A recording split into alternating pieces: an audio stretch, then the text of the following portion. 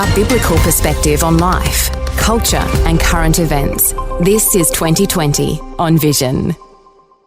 Get ready for what I think will be a fascinating conversation about the world's greatest book. Our special guest today says 100 years ago, a New York best bookseller committed a crime against history. He broke up the world's greatest book, the Gutenberg Bible, and sold it off in individual pages. The Bible was the first substantial book in Europe to have been printed on a printing press. And now an Australian man is hunting for those fragments, driven by what he calls his family's debt to an act of literary vandalism. Michael Visontay is a journalist. He's a former senior editor at the Sydney Morning Herald and the Australian.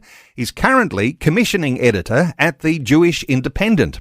And he's telling his story in a new book called Noble Fragments, the maverick who broke up the world's greatest book.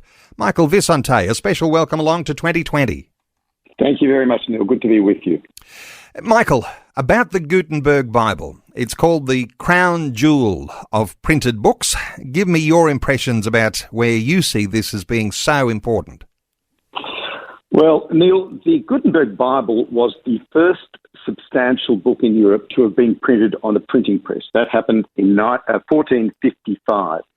And that was a landmark, really, in the advance of civilization because it was the first time that people could print their own books. Before that, books had been handwritten. They were called manuscripts, scripts by hand, and they were really only in the province of the clergy, upper echelons of the church, and rich people. And the printing press technology allowed people to then have their own copies of the Bible, which was primarily the book that was being published, and then to have discussions about it, and then to form their own opinions. And so it enabled the spread of ideas. And through this technology, people were able to print other books, have new ideas, disagree with the church, and then print other books as well. And so within a few years, the printing press technology had been imported into England by William Caxton. And slowly but surely, it spread through Europe. And really what it did was democratize knowledge. It took knowledge and learning out of the hands of a few and put it into the heads and hearts of many. And so from the printing press, we got books, we got university, we got education, we got media, we got publishing, and now we've got the internet. That has been the progression that has been spawned by the printing press. It was a landmark in civilization. So when the description comes, when we're talking about the Gutenberg Bible, when it's called the most important, most revolutionary, and most valuable printed book in the world, considered a work of technological and aesthetic genius, a work of art, that's not an understatement when we're talking about this Gutenberg Bible. No.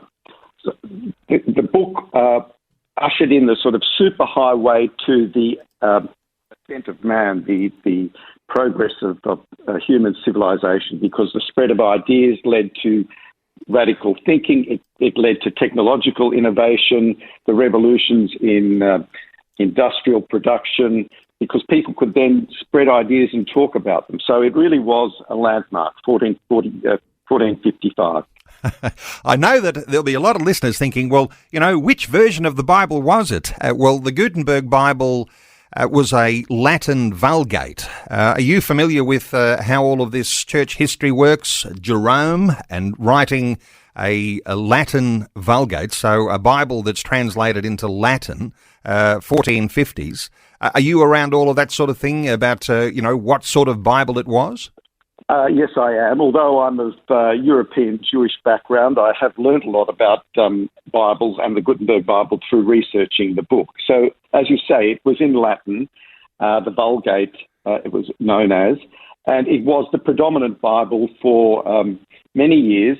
But then, in a sense, it became a victim of its own success, and we then got the Lutheran Bible and then Protestant Bibles.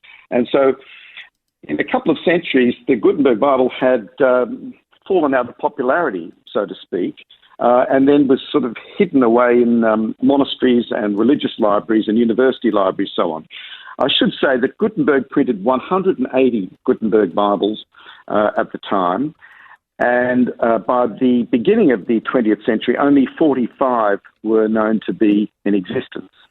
They, as I said, they had been squirreled away, they had been lost, some had been used as binder's waste in other books, and so it was not until the late 19th century when the aristocracy decided to reflect their wealth by acquiring libraries to show that they were cultured, that people started to collect rare books again. And of course, the Gutenberg was the Holy Grail because there was a mystery about what had happened to it. People didn't know where it was. And so getting your hands on one became a very important literary pursuit. So by the time we got to the beginning of the 20th century, they were the Holy Grail of rare books.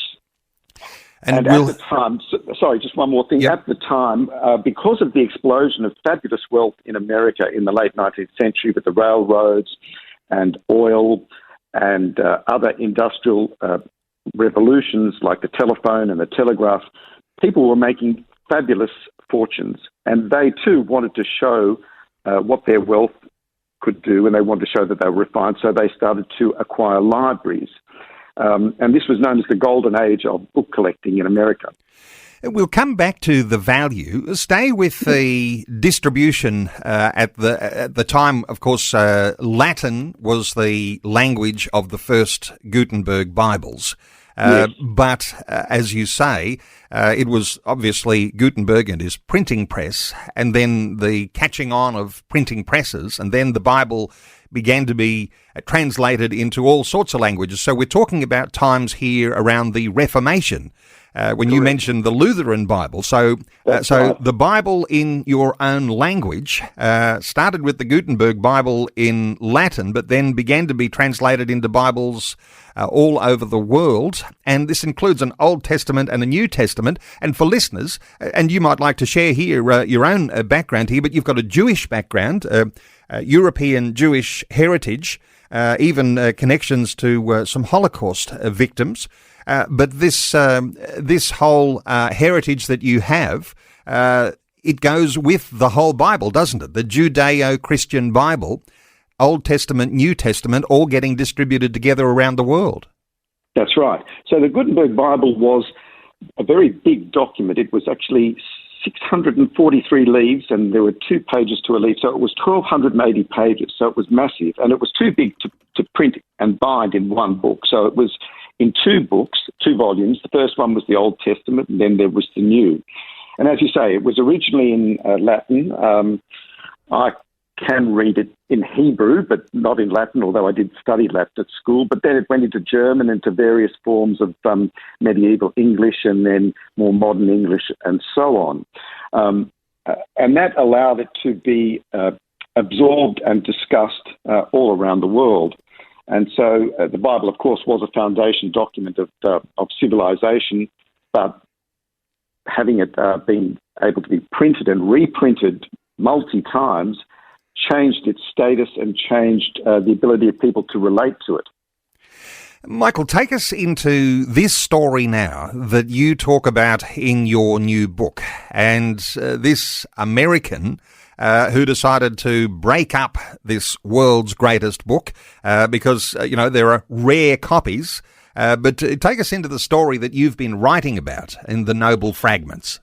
All right. So in 1921, an antiquarian bookseller in New York by the name of Gabriel Wells bought a copy of the Gutenberg Bible in London. Every summer, the rare book dealers would go to London, which was the centre of the rare book world, to go to the bookshops, to speak to the dealers and the collectors, to see what was in the offing that they could bring over to America for the new wealthy people who wanted to acquire them for their libraries. And he got wind of an auction, a Sotheby's auction, of a Gutenberg Bible that was damaged. It was damaged because it was missing 53 pages, and it also had some that had bits and pieces that were torn or letters cut out. And For that reason, it was put down the bottom of the Sotheby's list, and it had been handed down to a baroness through her family.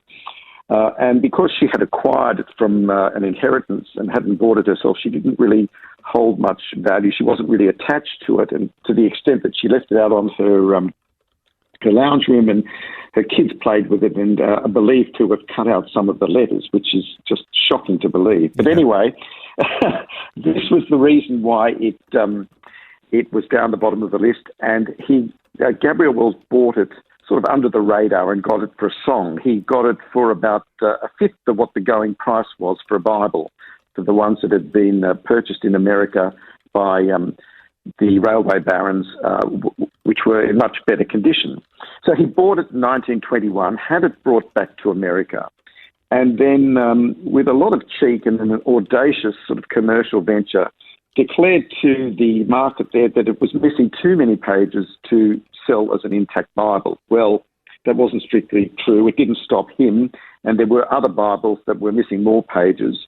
So what he was doing really was seizing an opportunity. He thought, well, I'm going to break the Bible up and sell it in individual books where they are complete. So the book of Genesis, the book of Joshua, St. John's Epistle, etc. And if there are just individual pages, then I'll sell them off, the Ten Commandments, the Road to Damascus, and so on. And it was audacious, and it divided the rare book world and New York society. So on one hand, people thought, well, this is an outrage. This is the world's greatest book, and he's breaking it up. It was considered a literary crime. But then, of course, the rich collectors sort of licked their lips. They thought, well, here's an opportunity to get a hold of a Gutenberg book or a leaf, a part of the mystique, because there weren't many around. There were only 45 Bibles, but when he broke it up, there were hundreds of pages and hundreds of leaves for sale. And so they leapt on this opportunity, and those leaves sold like hotcakes.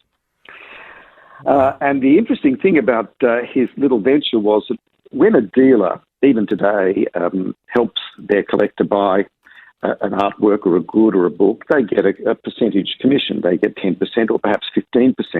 But Gabriel Wells was selling each of the leaves as a retail venture. So he would sell a complete leaf that wasn't damaged for $150 and one that was damaged for $100. And $100 was a month's wages at that time. But he would collect the whole amount of money, not 10%, but the whole amount. So he actually made more by breaking up a Bible than dealers who bought perfect Bibles for their clients did.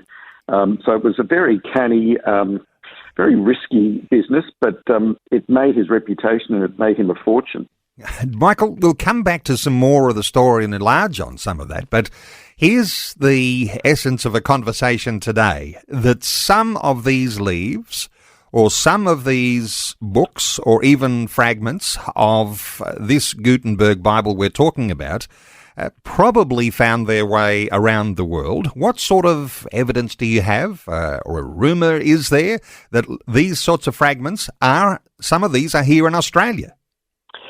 Yes, Neil. So 100 years on, these fragments have really dispersed around the world. There are many in America and in American institutions because that's where he sold it off. But they have made their way across Europe, to Scandinavia, to Central America, to Korea, and down to Australia, where there are more than a handful of these leaves. Kerry Stokes, the West Australian businessman, has 2 in his collection.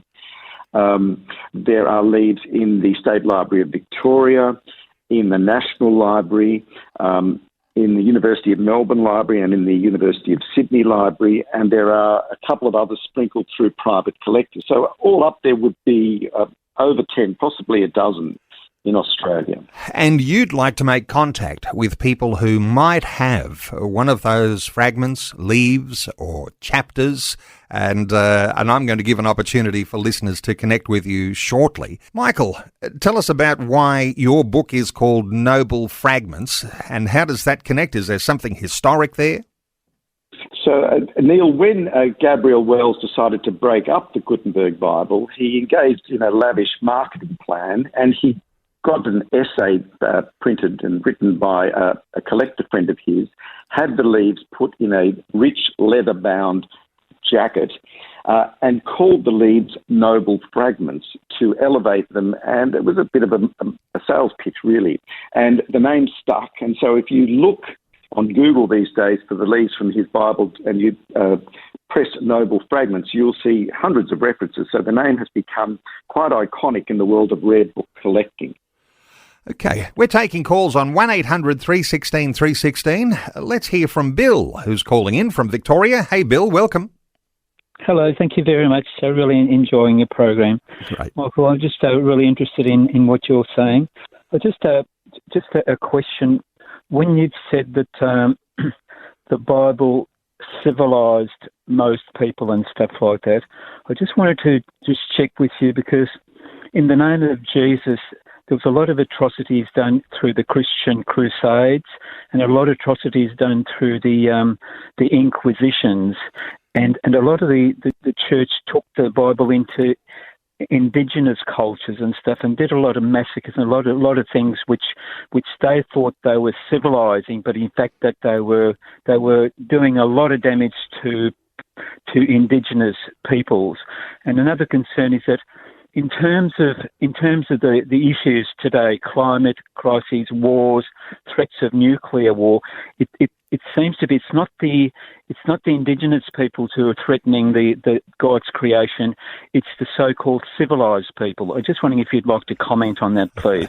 Interesting concepts there. Have you got a thought or two here, Michael? Yes, Neil, Bill. So I guess the point about the Gutenberg Bible was that it was printed on the printing press. So, of course, I understand what you're saying about the Bible, but it was the printing press that actually allows people like you and me to have our own ideas, to read and to see different reference points and to be able to discuss what we think about the way that the Bible has been used by various people over the centuries, and then to have discussions and disagreements and different points of view. So the key thing was not so much the Bible itself, which had already been known and written many hundreds of years before, but the fact that the printing press allowed it to be reprinted and for people to start debating it and then debating their own ideas.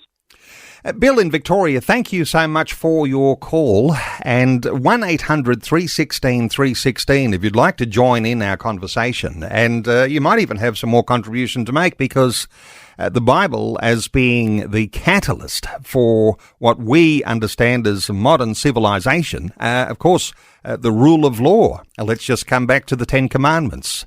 Our education, and as Michael mentioned a little earlier, the foundation for the possibility of universities and even hospitals. So yes, let's just confirm the Bible is the key element. You might even call it a cornerstone for what we understand as modern civilization. Hey, come back to your story here, Michael, because there's a family connection that you have personally to this hunt for fragments of the Gutenberg Bible. Neil, my mission, my quest really to find out about the Gutenberg Bible started about 5 years ago, shortly after my mother passed away, and we were just in the beginning of the pandemic, so we're in lockdown.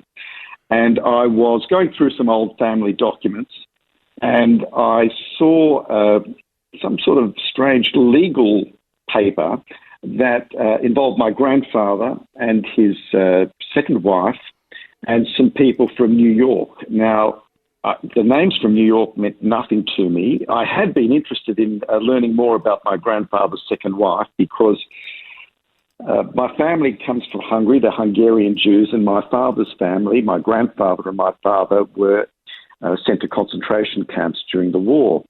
And my grandfather lost his wife and married again. He actually had 3 wives, but the second wife was erased from our family history, and I didn't really know why. So when I saw this document, which was about my grandfather and his second wife and these people from New York, I was intrigued.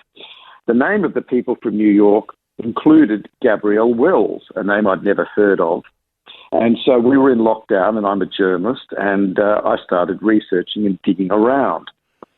And so through this process, I learnt a little bit about Gabriel Wells. I saw that he had an obituary from the New York Times when he died, and the most prominent item in the obituary was the discussion about his purchase of the Gutenberg Bible and breaking it up. And so this was how I started on my quest to learn more about the Gutenberg Bible and what had happened to the fragments. The link between Gabriel Wells and my family was that Gabriel Wells was an uncle of my grandfather's second wife. My grandfather had married his second wife after the war when he had returned to his small town in Hungary. He had nowhere to live. He and my father rented a room in a woman's house, and that woman, his landlady, was a woman he then married within a year. And I think my father was very upset about that and blamed her for his own father's hasty marriage. Anyway, after the war, Gabriel Wells, who by that time was very successful through the venture with the Gutenberg Bible, he died. He was unmarried and didn't have any children, and his estate was distributed amongst his nieces and nephews who were in New York and provincial Hungary. And so after the war and after my grandfather had married his landlady, his second wife, my grandfather's name was Polly and his wife was Olga. My father was Ivan. After the war, when Olga inherited a small amount from Gabriel Wells' estate, the communists took over in Hungary and they realised they had no future there, so they decided to leave. At first, they tried to go to America where they had some family through Olga's cousins, but they were rejected for a visa. And so they had heard that there were many refugees and Holocaust survivor families coming to Australia. And so they applied for Australia. They got a landing permit. And so they caught a ship from Genoa in 1952, the three of them, and then they arrived in Sydney about a month later to begin a new life. But unlike most European refugees and immigrants after the war who came with virtually nothing, through this inheritance from Gabriel Wells, they had a small amount that they could then use to restart their life. Now, before the war, my grandfather had run a delicatessen in his small town, and it was an upmarket delicatessen, very successful. It was taken away by the Nazis, and then it was taken away by the communists. When they came to Australia, he was in his 50s. He didn't really know how to do anything else, so he fell back on what he knew, and he and my father purchased a business in King's Cross in Sydney with the inheritance that Olga had got from her uncle Gabriel Wells, and they started a delicatessen there, which they called the Minerva Delicatessen. It was around the corner from the very fashionable Minerva Theatre that had been built there a few years before. And so the sale of the Bible had given my family a second life, a rebirth. And I thought, well, it's given my family a rebirth, but it's also given a new life to the pages within the Bible, because by breaking it up, he had taken them from being just pages within one book to being sought after and valuable items in their own right and giving them their own life. So I decided to track down what had happened to these leaves and what journeys and what life experiences the leaves of the Bibles had had. We'll take some calls again very shortly, but come back to, in fact, you ask a question, Michael. Was the breakup of the Gutenberg Bible a sacrilege or was it a canny deal? And back in those days, talking roaring 20s, I think, early 20th century, the atmosphere in New York was pretty feverish. Yeah, yes, Neil. So people were divided. The scholars and the purists thought it was outrageous because this was known as the world's greatest rare book. There were only 45. It was a landmark in the advance of civilization, and to break it up, take it out of its binding, offended their sensibilities about the importance of a book being greater than the sum of its parts. But of course, it was a smart commercial deal, and a lot of people voted with their feet and with their back pocket. The debate has continued ever since. Today, there are people who maintain that it is outrageous and it would never be done today. Others who are more involved in the commercial side of things have a slightly more benevolent view and say, well, it allowed the Bible to be democratized itself and spread amongst many more people who could enjoy its power and its impact by having one or two leaves of it. Then there are people in the middle who are divided, who can't really come down either way because they have sympathy for both situations. I think the only thing that I can say with conviction is that it would not be done today. You've traced a significant number of major books and trophy pages, trophy leaves. Which ones have you uncovered? Did they come from a global marketplace, or were those ones that you have uncovered, did they come from our Australian context? I note there's, some of the book of Genesis and Revelation and Esther. What other sort of fragments have you uncovered? Well, as you say, Neil, I've been able to trace what happened to some of the more notable books and leaves which were the most pursued by the collectors. So, of course, the book of Genesis, with the most famous opening line in all of literature, was a trophy book. And, in fact, that was purchased by a man called the Reverend Roderick Terry. And he was a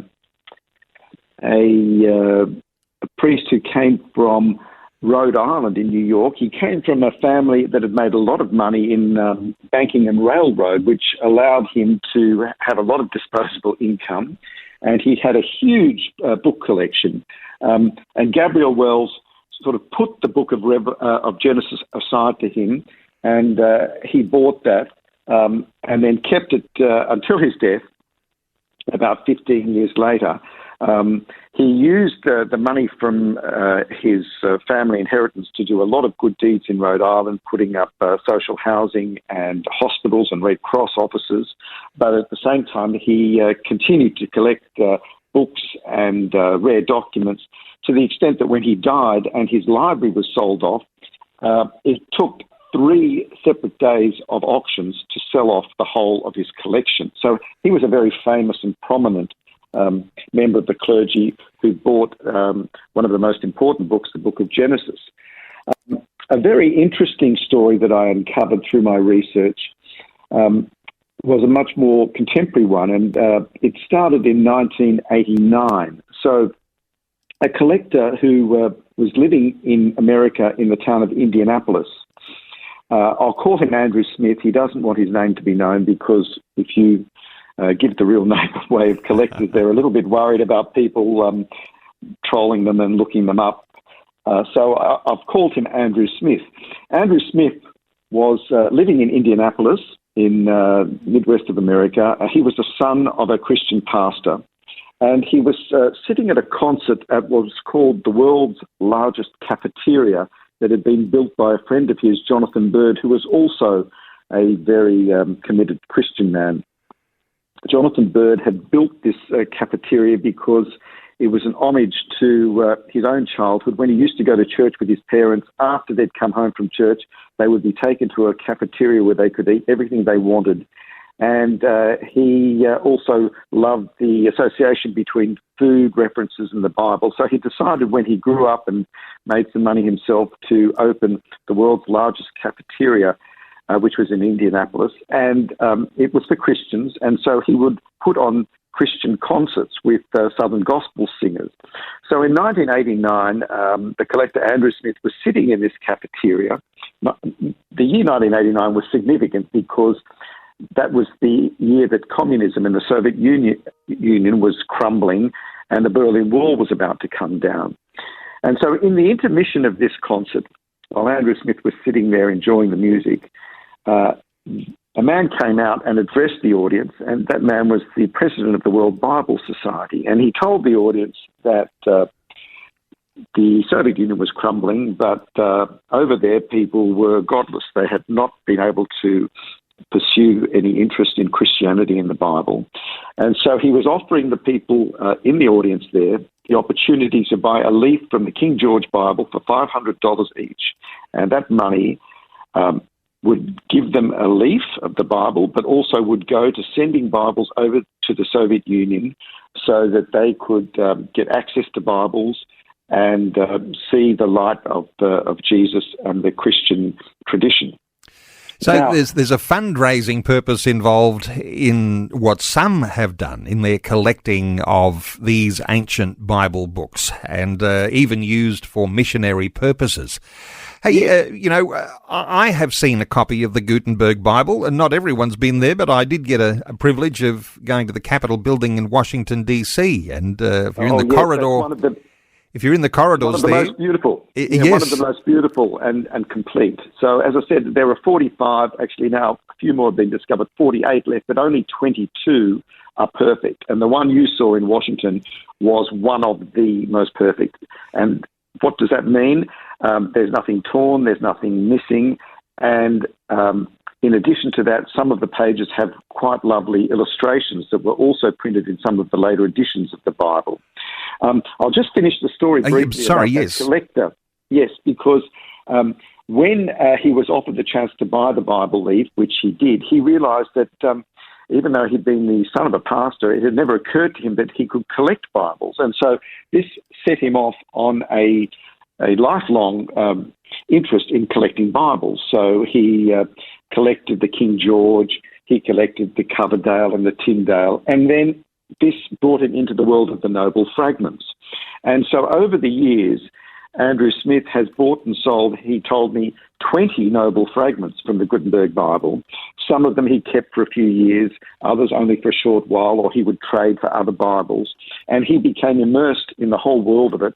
And he was particularly taken by the perfection of the print, because the ink and the printing were perfect from the start, and also from the essay that was written by Gabriel Wells's collector friends, who spoke about them being noble fragments and wrote a lovely sort of praise of the Bible.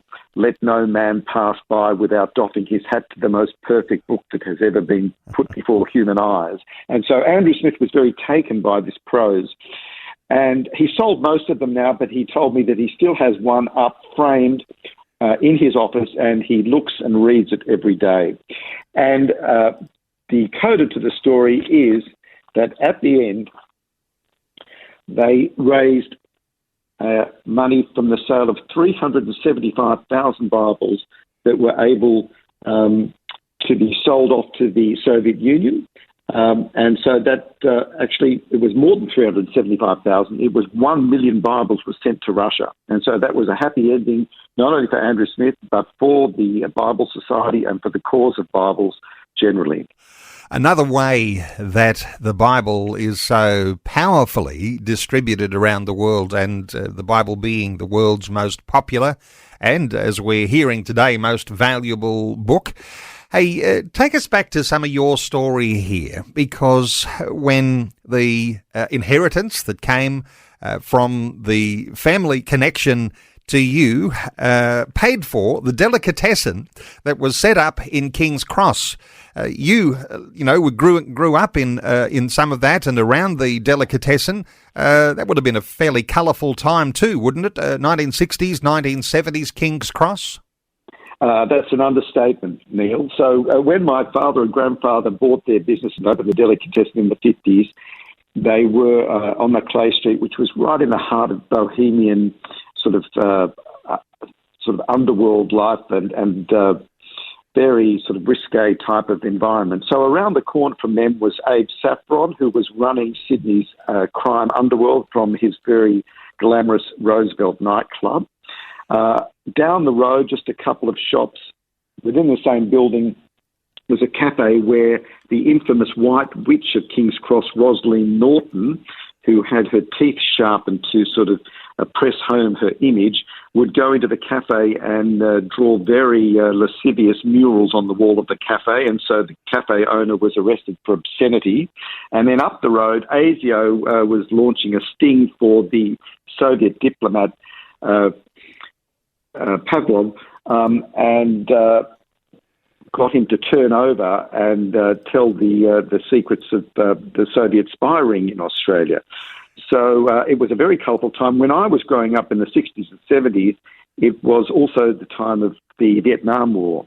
And so there were a lot of nightclubs in King's Cross, and those celebrity singers who would come and perform there would come up the road and coming to my father's delicatessen to sample his small goods, his cheeses, salamis, and Russian pierogi and fish and so on. And also the sailors who would come in from the American ships would come up. And so he did a roaring trade. He would be working 6 days a week, 12 hours a day. And there were all sorts of very interesting people who would be coming around. The singer Sarah Vaughan, Lovelace Watkins, the hypnotist Frank Quinn, and even in the 1970s, when Kentucky Fried Chicken opened in Australia, Colonel Sanders came and did a promotional tour, and so he came into my father's delicatessen. My father, being an entrepreneur himself, had decided to come up with his own competition called Mother's Own Chicken, which was something my mother was tasting, and he asked Colonel Sanders to have a sample of it, and the Colonel liked it. So it was a very colourful life. Around the corner, there was a Viennese woman who ran what she called the Shangri-La Health Studio. We're not exactly sure what that did, but it did have a very hefty metal grate out the front of the office there. But she became influential in my life because a few years later, when I was going to do some work at the synagogue with my father, I threw my back out. And it was the night before my very first professional job. I was 21 years old. It was a Sunday night, and I was in agony, and my father didn't know what to do. Most people would have called the doctor, but my father called this masseur, Madame Hildegard, and she came round and gave me acupuncture on the family table. So this all came from King's Cross, and the acupuncture got me up and got me back on my feet, and I was able to start my very first job the next day, thanks to her and thanks to King's Cross. As you say, a colourful time in the 1960s, 70s, King's Cross, and proceeds from an inheritance that led to your upbringing around there. Hey, let's move on to collecting rare books. And if you were looking to find those fragments from the Gutenberg Bible, where do you find those? Are there particular collectors' websites? Do you monitor collector websites or eBay? Do these things come up every now and then that are particularly rare and particularly valuable? Where do you search for those? Well, dealers are the best place to start, and there are many of them, and they're all advertising. So it's not that hard to find ones that are being offered, but there's a lot more to it than that, because you need to be able to physically lay eyes on the Bible or to trust that dealer if you've known them for a long time, because some of them are not in the best of condition. Some of them may have been damaged. You can't even be sure whether they're fake or whether they're being stolen, or whether somebody, one member of a family who may have inherited it from their parents, has decided that they want to sell it but hasn't told their brothers and sisters, and so it's not actually on the market, so to speak. So the whole of the exercise of buying and selling them does come best through dealers, but you do have to do quite a bit of research and due diligence, because a leaf these days basically sells for 80 to 100,000 American dollars. It's a lot of money. Okay, 80 to 100,000 American dollars for one page, one leaf. Yeah, which is two pages. Yeah. Was there, from the original Gutenberg series, were there any numbering of the prints that you might be aware of? Is there any way you can gauge the authenticity of what you might be buying? Oh, well, there are expert scholars. I mean, for example, there is a librarian at Princeton University in America called Eric White, who has helped me a lot with the book, who is the world's Gutenberg guru. He's done a census of all the Bibles, and he has vast databases of where they are, who owns them, how they got there, and of the leaves of my Bible as well, what part of the Bible they're from, which book, is it the Old Testament, the New Testament, and he has a sort of cataloguing system for them. And so a lot of people, if they're not sure, will get their dealer to go and ask him or other people like him to verify the status of the leaf. And also then people like to be able to get a sense of whether they can bargain or negotiate over the price, because if there are flaws in it, then that does affect it. And so when we talk about flaws, I mean, as far as I understand, some of those early versions of the Gutenberg Bible, they even had coloured in sections and hand-drawn illustrations through some of those early editions of the Gutenberg Bible as well. And when we mention Gutenberg Bible, and I said I saw a copy of one at the Capitol building in Washington, D.C., most of these fragments, no doubt, find their way onto public display in major museums around the world, but the private ownership, the undercurrent of wheeling and dealing in these sorts of fragments, how significant is that around the world? Well, with the complete Bibles, of which, the intact ones, of which there are 48, they're mainly in public hands now because as inheritance children die, they tend to pass them on to institutions. But in terms of the leaves, well, there are negotiations and deals going on all the time. Most of them go through a dealer, as I said, but sometimes they just get traded very quietly. And so it can take months at a time to find one if you're interested in one. And conversely, very reputable book dealers have told me that sometimes it takes 2 years to be able to sell their leaf because the price isn't right, or a few of them came on the market at the same time, and therefore there's not such an appetite to try and get another one. So it's not like going out and buying fruit and vegetable or even a piece of art where it's there on the wall and you can get it or not. The sort of skills and patience that are involved in being able to land one have to be built up over a little bit of time or through a dealer that you've known for a long time and who you can trust to go and get it and vouch for it. So a lot of patience, a lot of diligence, and a lot of collectors have those abilities to be really focused. But when it comes to pages or leaves from the Gutenberg Bible, also a lot of money to buy. I might also note that in Washington, D.C., there's a full-size replica of the Gutenberg press at the Museum of the Bible in Washington, D.C., and I know that some listeners might have been monitoring along the tour that Vision is planning to the US next year, which would likely visit places like the Museum of the Bible and perhaps even to go and see that Gutenberg Bible in the Capitol building in Washington, D.C. There's a lot of good opportunity there, and for listeners who can connect with that tour on the Vision website. But for listeners who want to connect with our guest today, you'd like to hear from listeners who might have an interest in collecting rare books and might even have some connections to leaves from the Gutenberg Bible. The best way to connect with you, and I mentioned a email address earlier, so if someone sends you an email, Michael, makes that connection, you're happy to hear from listeners? I'd welcome any contact from people, Neil. That would be wonderful.